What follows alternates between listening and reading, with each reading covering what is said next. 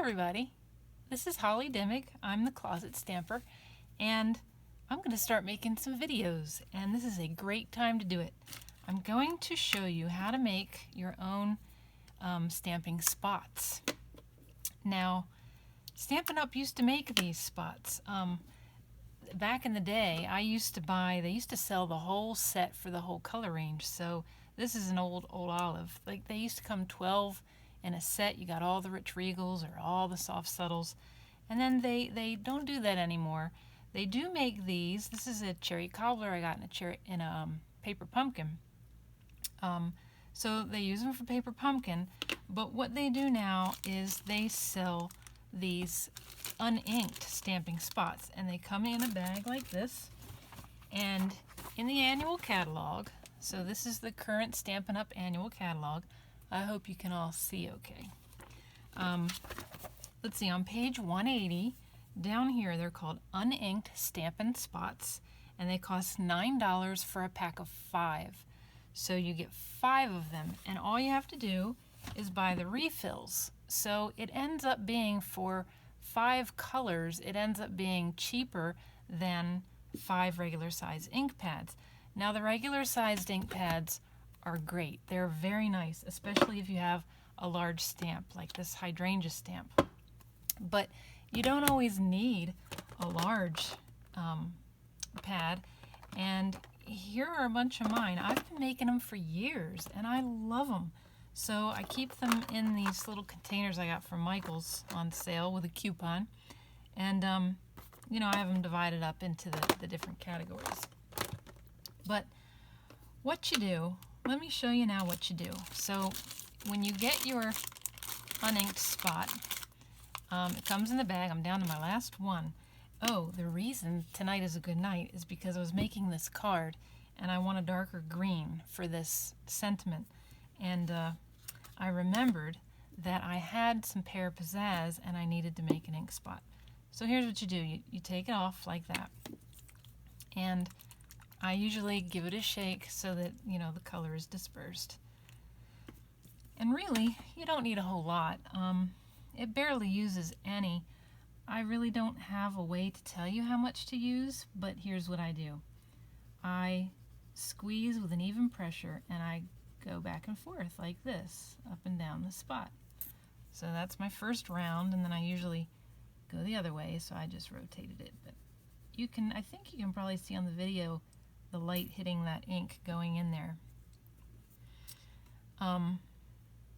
I turn it sideways, and as you let it sit, you can see that it soaks down inside. But I will also, just because I like it to look complete, I'll also go along the edges. Now I'm holding it up, but normally I don't because I'd make a mess, so I'm going to put it back down. I go along the edges, I add some ink on the edges, just squeeze a little at a time. You can always add more. You don't want to overdo it the first time. And you can indeed put too much. It'll actually pool up a little bit. You'll just have too much liquid on there. So I'm looking at this, and I don't know if you can see, but it's still not soaked all the way down. I'm going to do one more inking up. And let's see, I had a tissue. I'm just going to wipe that off. Now, it doesn't use much of this refill. I have plenty. I mean, I could probably make 6 or 7 of these ink spots. I've never done it. I've never needed to make that many, but I bet you could. So let's see, let's try it out. I'm going to try it with this little leaf first. There you go. It looks pretty good to me. I know it's hard to see on film, but gosh, I think that's perfect. So let me clean this off, and here's what we'll do. We'll practice. We'll actually do the sentiment that I wanted to do. Let's see. Here we go. Is this the right one? Birthdays are the best days. I'm using this.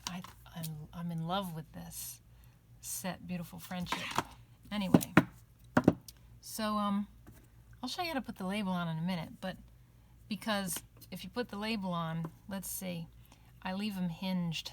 So I I put my label on the one side and I leave it hinged, so I would do this and it could flip up, but I haven't made it yet, so let's just gonna do it without the label so far and see how we go, see what we get. This is for my card.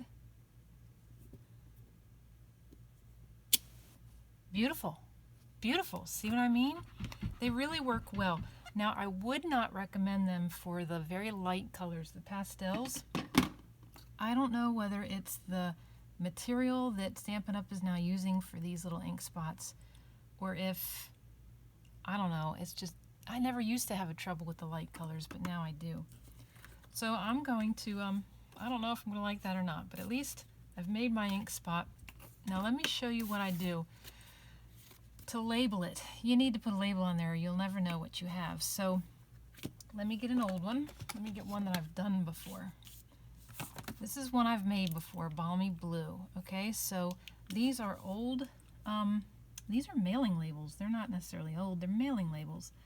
And what I have done was, they were free in the mail, and I have used them for this. So let's see, make sure you spell it correctly. Pear Pizzazz with 4 Z's. So I'm going to do the pizzazz first. This is, you know, you do it however you want, but this works for me. So I wrote Pear Pizzazz. Also, let's take off these leaves and put on a circle. I just picked a stamp that I liked. Happens to be a circle. I figured it was very basic. And what I'm going to do is, and you could use a little figure, a flower, a letter, anything. But above where I wrote the name, I put my color. Now again, you know, these mailing labels, they're very absorbent, and so it's not a glossy sheet like your Whisper White paper, so it's not going to be, you know, perfect and look the same, but you can do whatever you want. Here's what I do. I hope you can see, I line it up like that in the middle. It's a little crooked. Line it up like that, still crooked.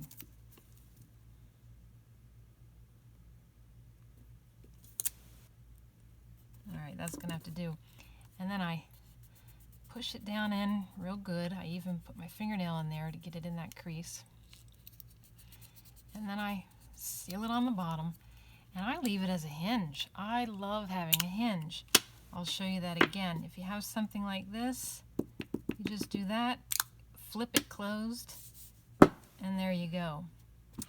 Now if you do have something larger, now if you have something this large, like this large flower, it's not going to work as well.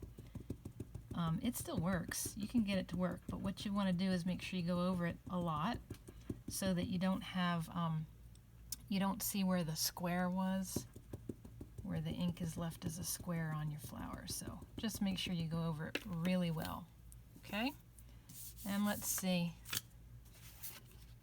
Let's try it on here. A green hydrangea. There you go. It works really well. I've been wanting to show this video for a while because I am a believer in these ink spots.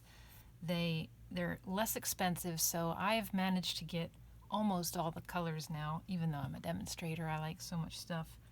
And like I said, I store them in here. There's more. I have more neutrals. So it works great. You know, it would easily hold 10. And you don't have to, they store in a lot less space, and you don't have to spend a lot of money to get some colors. Alright, well, thank you for watching again. I'm the Closet Stamper, Holly Dimig, and watch for more videos. I'm really going to try to put some on there because I love sharing some tips and I love stamping. Thank you.